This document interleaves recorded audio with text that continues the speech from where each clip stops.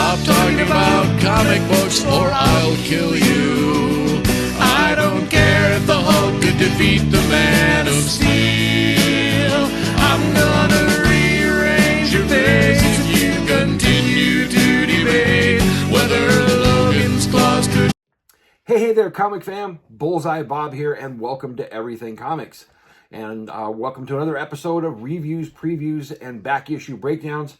And this episode is part 2 of my reviews from the comics that came out on April 7th, 2021.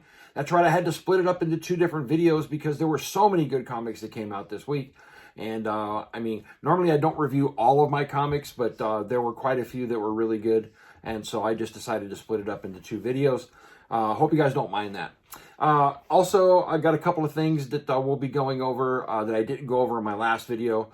And so we're just going to go ahead and get right into it. So first things first, I think I'm ready here. I got my Shaw Brothers shirt on. Go Shaw Brothers. And got my coffee. And as always, you know that the official coffee house of Everything Comics is the Refuge Coffee House, which is located at 9217 Southeast Foster Road, right here in Portland, Oregon.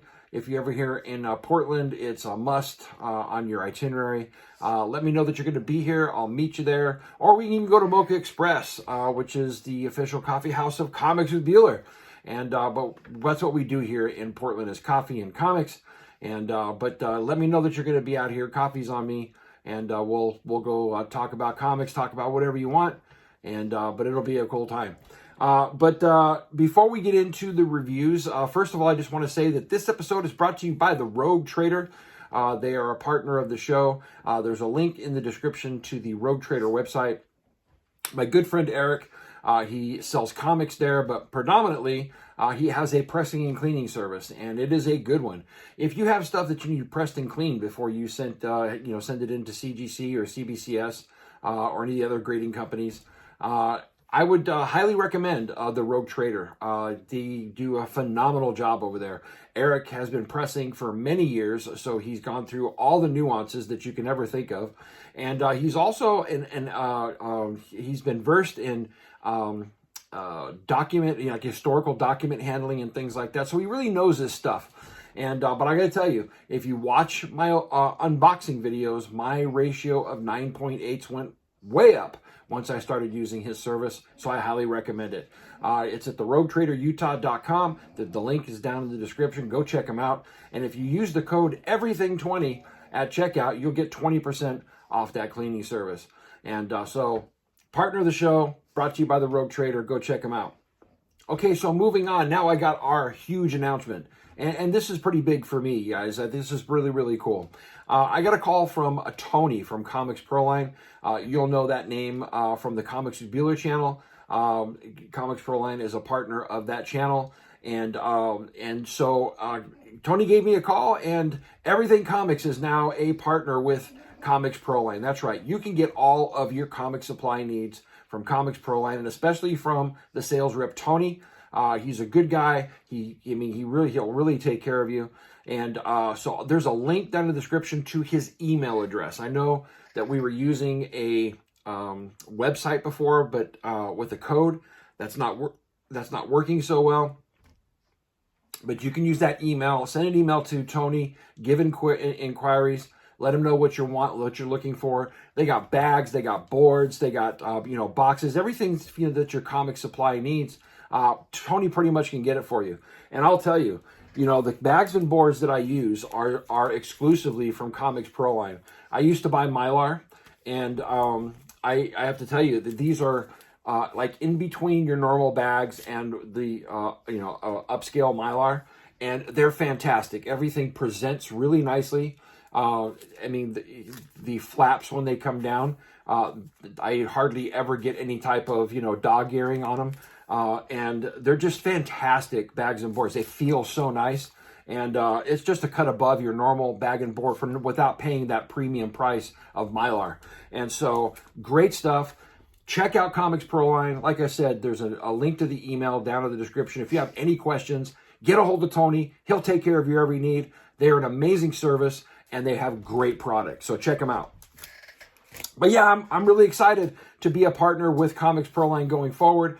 There's some other things in the works that I'm really excited about. A lot of great things going on in comics right now, and I'm really, really excited for what the future holds. So, but having said that, let's go ahead and get into the rest of our reviews. Here we go. I'm going to get through some of the ones that I had a hard time with first. Because there were some things that happened in my reading that I wasn't anticipating. I should have, but there's a couple of comics that I just really couldn't, I just couldn't get into. So first one off the bat is 7 Secrets, number 7. This one by Boom Studios. Of course, this one written by Tom Taylor and the art by Danielle Dina Cuola and the coloring by Walter Biamonte. So here's the problem with 7 Secrets for me. I am so behind in this book that I was completely lost. I thought that I was behind in 2 issues. I'm actually behind 3 issues. So where we are at inside of this book now, completely lost. So it was lost on me. But I'll tell you, I loved the coloring by Walter Biamonte. But I have to tell you, what I'm seeing inside of this book, I am starting to like it less and less. I've never been a fan of the hybrid anime style. I think it's some of the laziest stuff in comic books right now. I mean, it feels like animation cells, and I'm not saying that people who do the artwork in animation are lazy by any stretch of the means. It's just a different medium. But when you try to you try to bring it into your comic book medium, there are people out there who do pencils and inks that are very highly detailed, and this is not highly detailed work. It's very simple line work. You pretty much could put this into a comic strip, and it would work just fine. And so I don't think the artwork is ever going to wow me. I love Tom Taylor's writing, but even with his writing, because of the fact that I haven't, been into this for a while, I was just lost. But seeing where it's at, I don't know. I didn't get a good feel from it. Maybe when I go back and read the last couple of issues, it'll be different. But to me, this, like I said, this new wave of hybrid manga style artwork or anime style artwork with this highly colorful, backdrops and everything, just feels lazy to me. And it just it's not as enjoyable as my normal, my normal stuff that I read. Again, I know that this was highly on my list when it first started, but I've ebbed, since the beginning. And but anyway, I'm going to go back and read the last couple of issues, see if it changes my mind. But from what I was looking at inside of this, I wasn't impressed. So I guess that was the point. And, I guess that's not fair because of the fact that I'm behind. And so I don't want to ding it too much, but there it is. All right. The next one, this one I'm really sad about, okay? This is the Immortal Hulk, number 45. This one I've been on since the beginning, and this one, as well, I'm behind on. I'm about 2 issues behind. So there's some things that have happened that I had, in the last couple of issues that had me lost. Of course, this one is written by Al Ewing. The artwork is by Joe Bennett, and let's see who does the coloring inside this. Colorist is Paul Mounts. So, I mean, there are some things happening here. The Hulk is in the down below. The Green Door is in play. And the Red Hulk shows up. And there are so many things going on inside of this book that it really feels like they're starting to tie this whole thing together, getting ready for issue number 50, which is going to be the last issue. And so I'm really, really sorry that I am not caught up on this because I love this book. The artwork is absolutely amazing. The coloring, I have just loved the coloring since the beginning on this book. Let me see if I can get some huge glare here, guys, so sorry. But I really have enjoyed and just the panel work. Look at some of this panel work. Really cool stuff.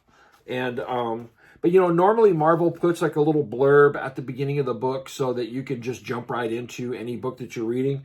And maybe because this has been a one complete story since the beginning, maybe it's kind of harder to do. I don't know, but they didn't do it in this book, so I wasn't able to just jump right in. I felt lost. But because of everything that I'm seeing inside of this, I'm so excited to go back and get caught up. Look at the artwork and the coloring inside of this, you guys. It's just so amazing. So well done. One of the best books that Marvel is putting out by far. It's kind of ebbed and flowed in its composition for a little bit. There's some points where it just got a little boring. But it's come back. It's come back in full swing. Look at this. Oh my gosh. Definitely one of the best books that Marvel was putting out. But again, I'm so sad because I wasn't caught up enough for me to really understand fully what was going on. And I probably caught some spoilers, but that's okay. But really, when I get caught up, I'll let you guys know what I think about it. But the Immortal Hulk, number 45, we're closing in on number 50. And sorry, guys. All right, here's another one. This one I am caught up on, but I just found myself not being able to get into it. And that's Crime Syndicate number 2 by DC Comics. Guys, I really tried. I tried 3 times to open this up and get into it. I was just uninterested. I was bored with it. I mean, the artwork is okay. But, it just... I get like 4 or 5 pages into it, and I'm just turned off by it for whatever reason. I don't know. I'm not into it. So, too bad. I'm taking this one off my pull list. And it's just some of the subpar stuff that DC has been putting out. After the whole Future State event, there's some titles that I'm into, but I've really cut back on my DC titles. So sad to say. But this one... yeah, it's just not grabbing me. So taking this one off my pull list. Okay, so let's get into the books that I read, I understood, that I'm caught up on, and so I can actually give you some reviews here. Okay, so first one is The King in Black, number 5. This is the last issue in the series, and as far as an event, this is probably the best event in a long time that Marvel has put out. Really enjoyed the King in Black series. The artwork inside of this one is done by Stegman. There's some amazing, look at that. There's some amazing artwork inside of here. So we finally get to Eddie Brock being the King of Light. He's come to the surface, and basically there's this scene where he takes Mjolnir and he takes the Silver Surfer surfboard and he combines them both into a super weapon with which he goes after the King in Black with. And because of the place where he's at, this is the first time that we've seen the King in Black be put on his heels and sent running. He's actually scared of what Eddie Brock is and what he can do. And I just found this was a fun issue. I mean, it was okay. I mean, it wasn't like spectacular. I'll agree with Bueller on this one. I think the break in between books ruined the momentum, and so I didn't find myself being as glued as I probably could have been. But it really, in the end, we kind of knew from the last issue kind of what would happen. But really, I'm just going to full spoilers here. Eddie Brock ends up taking out the King in Black and becomes King of the Symbiotes. So now he is the King in Black without evil intentions, I guess. So he'll be a cosmic entity, which means there's no Venom. And everybody predicted that probably Dylan would be Venom. But when you get to the end of this book, Dylan's only in it for like a page. And it's kind of almost an afterthought. There it is right there. And, who knows what they're going to do next. We got Venom 200 coming up after this. But really, when it comes down to an event for King in Black, I enjoyed it. Again, with Marvel, all the tie-ins, none of them really mattered.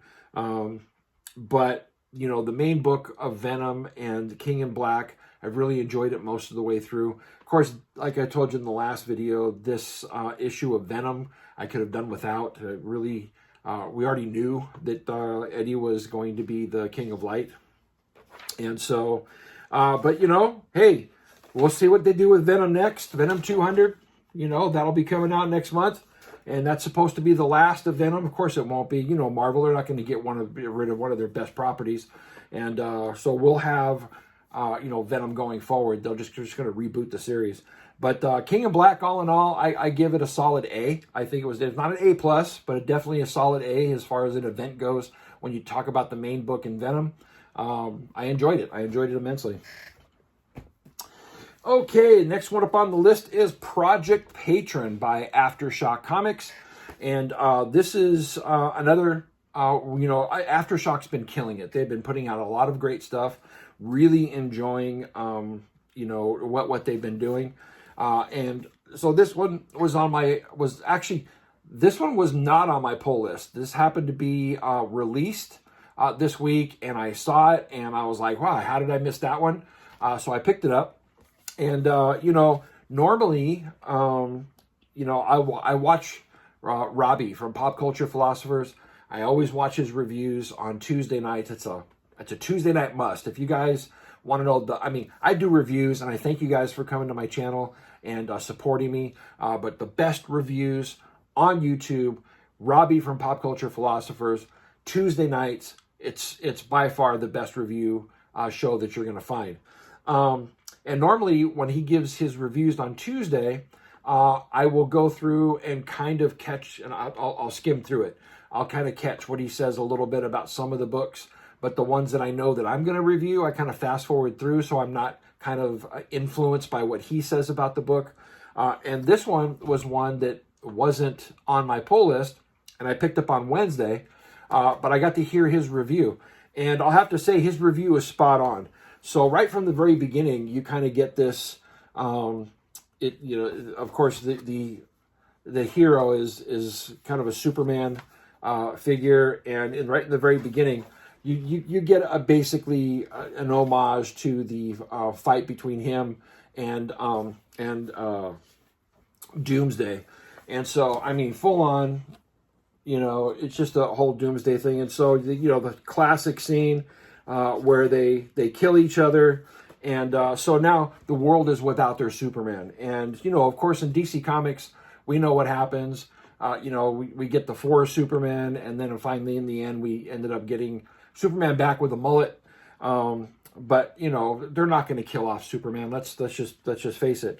But this book gives a little bit different of a twist. It's basically, so Superman's dead, but what if the government didn't want the world to feel like he was dead? So they start doing things to make the world feel like he's still around. That's kind of what's happening here. And so, I mean, it's kind of a cool premise.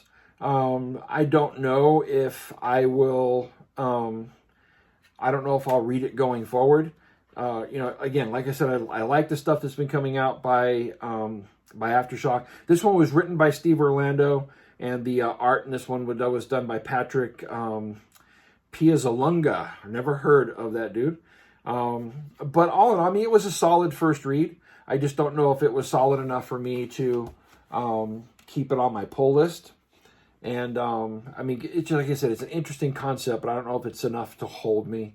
But you know, quality of these Aftershock, especially their number ones, very nice cardstock cover. The pages are really, really nice. It's a high quality book for what you're getting in these number ones. And then, of course, the subsequent issues don't have the cardstock, but they're still high quality. But Project Patron, I found it interesting. But I'll agree exactly spot on with what Robbie said. It is exactly that story, and that's what you get inside of this one. So there you have it. Okay, next one is The Last Witch, number 4. This one by Boom Studios. This one written by, McCreary. Connor McCreary, and the artwork is by VV Glass, and the coloring is by Natalia Nesterenko. All right. One of the things I love about this book is it's Irish centric. It really is set in Ireland. Again, the first issue, I almost pulled it off my pull list because it felt like something we've all seen before. But issue 2, it really took off, and I've been loving it ever since. So in this particular issue, we have our main character who's, last issue, she fought basically the water witch, and then she gained that power. So there's kind of like a Avatar thing going on. She started with fire, now she's got water, and there's other witches out there that she's got to go after in this particular group. I don't want to call it a coven because they've never said that, but it's a particular group that they need to take out. And so in this one, there's this guy that shows up that is half human, half fairy, and he basically says, I can help enhance your powers. I can help you so that you can sense when other magic users are around. And he's very charming, a lot of fun. I love the dialogue inside of this one, the back and forth between this new character, the grandmother, and our main character. It was charming. It was a lot of fun. And so, they start to trust him, and he starts to enhance, what she has going on. And, so you start to feel like he is an ally, and which is exactly what the writer wants you to do. But when you get to the end of the book, there's this thing that happens, and you start to realize he's pretty much lured them in, and he's not the ally that you think he is. And now at the end of the book, our two main characters are pretty much in a pickle. And so I'm really enjoying The Last Witch, and I know that's a very vague review on how the storyline goes. The artwork is okay. It's, again, not as detailed as I like it to be. Not every book has to be that way, but these also feel like kind of Don Bluth-ish animation cells. If I was really honest. It's not really an anime style like the Seven Secrets book, but this really feels like animation cells. There you go. You can see that there. But again, it's an amazing read, and I'm really onto it. I think this is a limited series. I think we'll probably be ending with either issue 5 or issue 6. But I am on board, and I hope they keep going with this. I can see this one definitely being picked up as like maybe a Pixar movie or maybe an animated series somewhere down the line, because it's really good, really engaging, and it just feels like it'd be ripe for it to be put into a property. So there you have it. All right, so the next book we have here is Aniak #2. This one from Bad Idea. Again, I wasn't. I didn't have this on my pull list, and my LCS had it inside of my box. So I checked it out, and this was just as good as the first issue. I mean, really well done. This one is written by Matt Kitt. Artwork in here is done by Doug Braithwaite, and the coloring by Diego Rodriguez. I think he does the coloring. He either does the coloring or the inking. But hey, so far, these books from Bad Idea, high quality. I mean, you can't beat the cardstock on these books.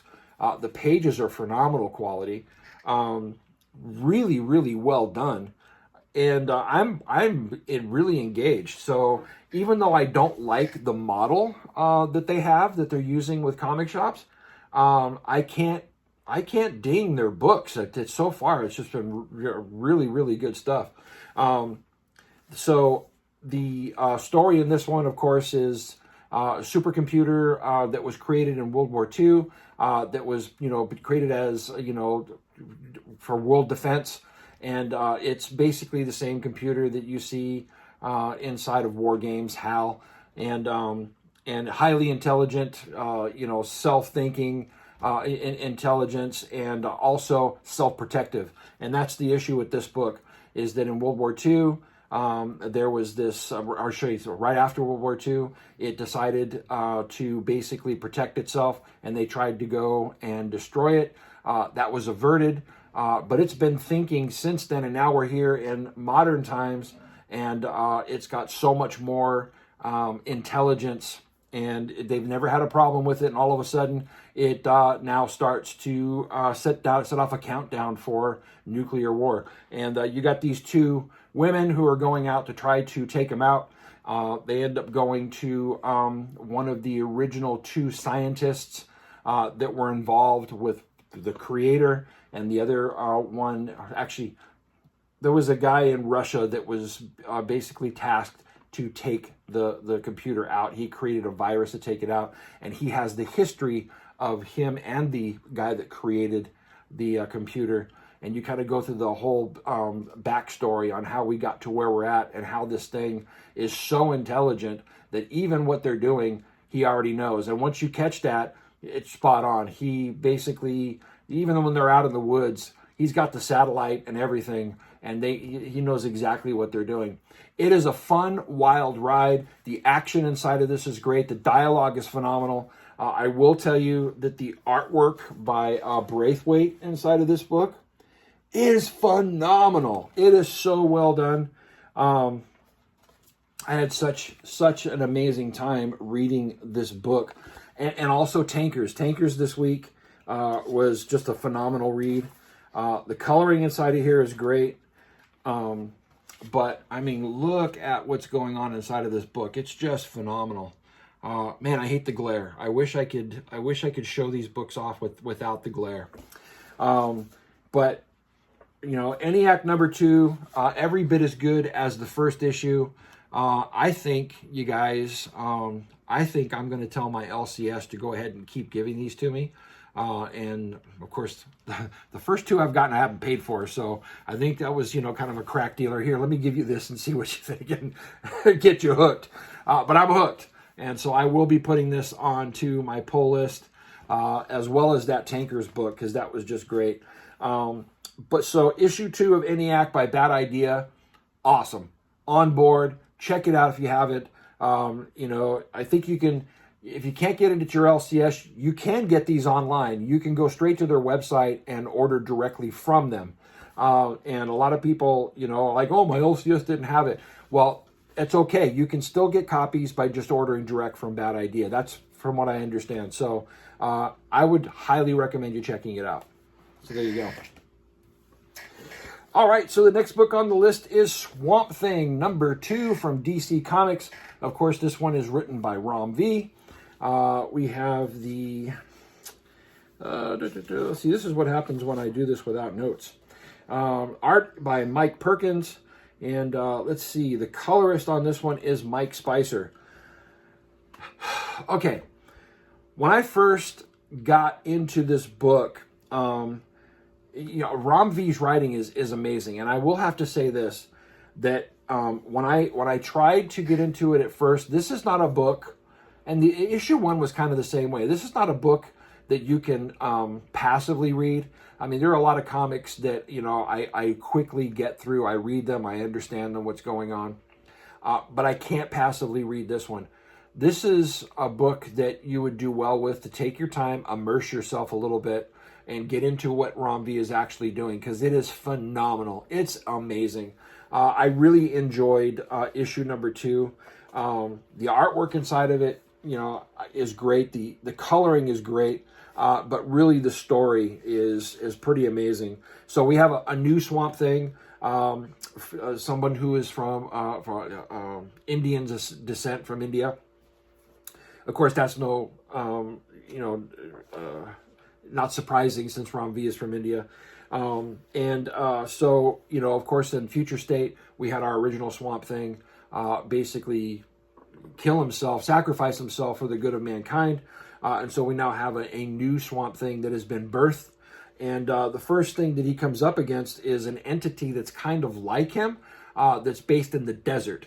And there's an element of this that's kind of like the Immortal Hulk, which is the Swamp Thing only comes out at night.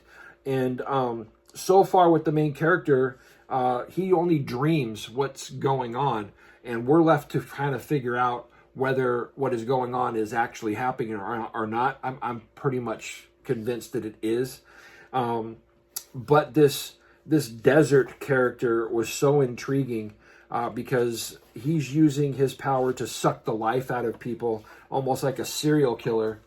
And anytime that Swamp Thing comes on the scene, he's out in the desert, which of course is killer for any type of plant life. So he always feels drained, undernourished, and this entity, this desert entity, I can't think of what his name is basically wanting to give him pieces of his kill to give him nourishment, and Swamp Thing keeps refusing. Kind of has a whole Jesus being tempted in the desert kind of vibe,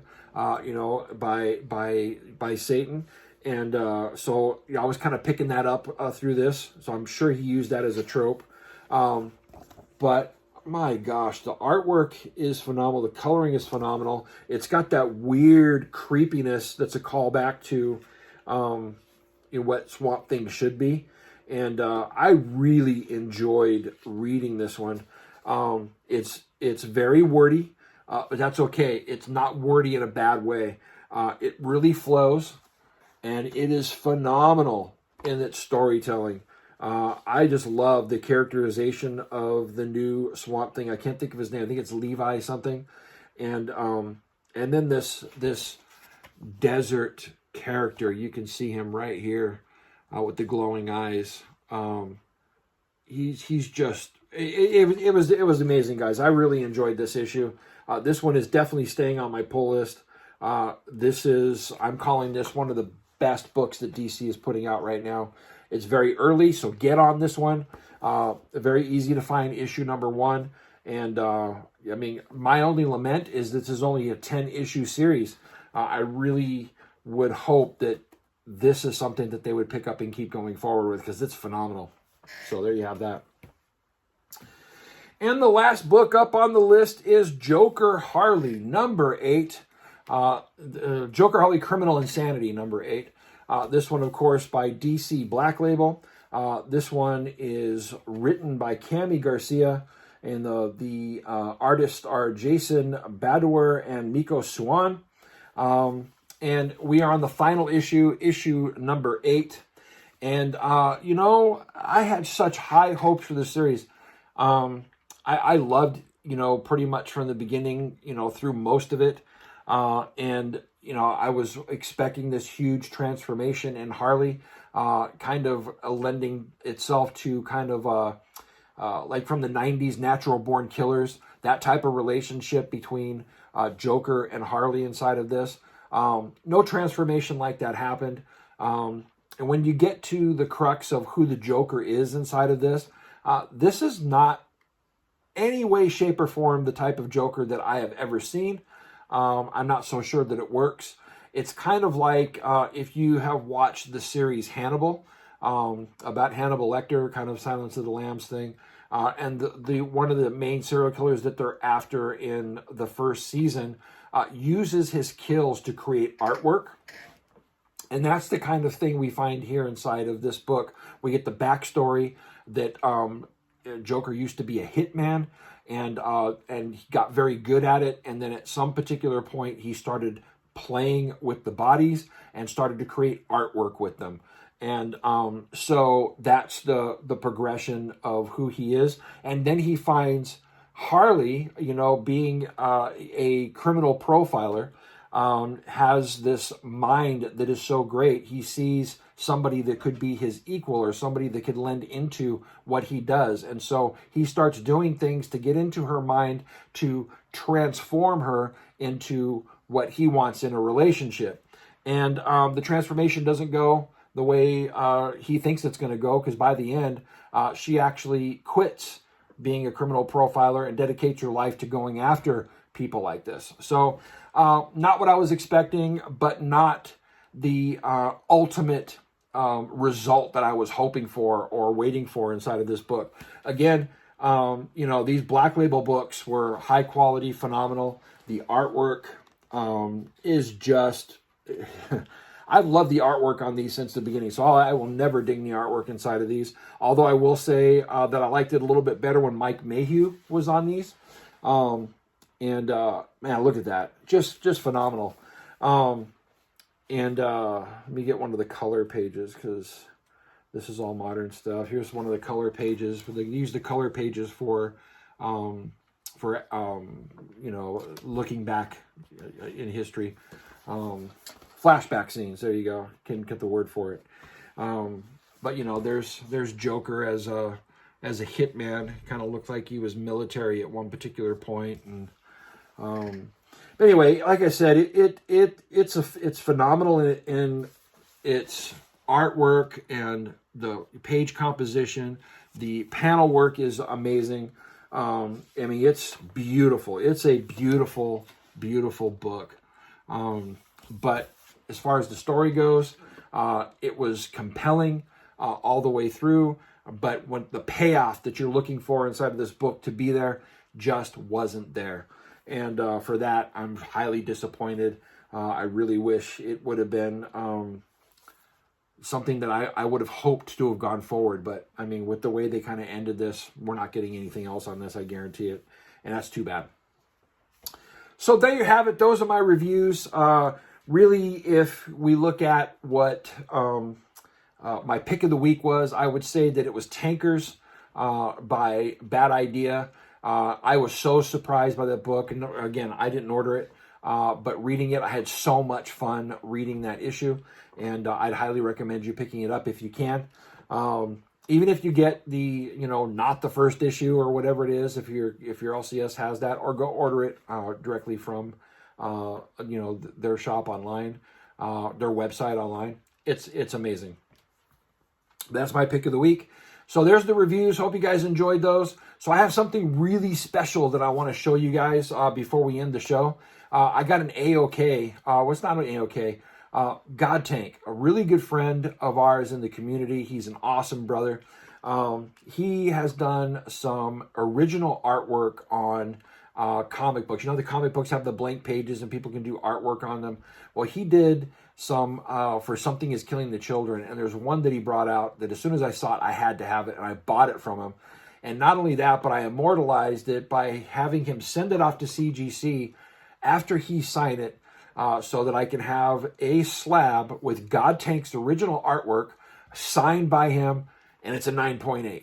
So he sent it to me, and here it is. Just got this in the mail yesterday, and you guys, this thing is phenomenal. Look at this.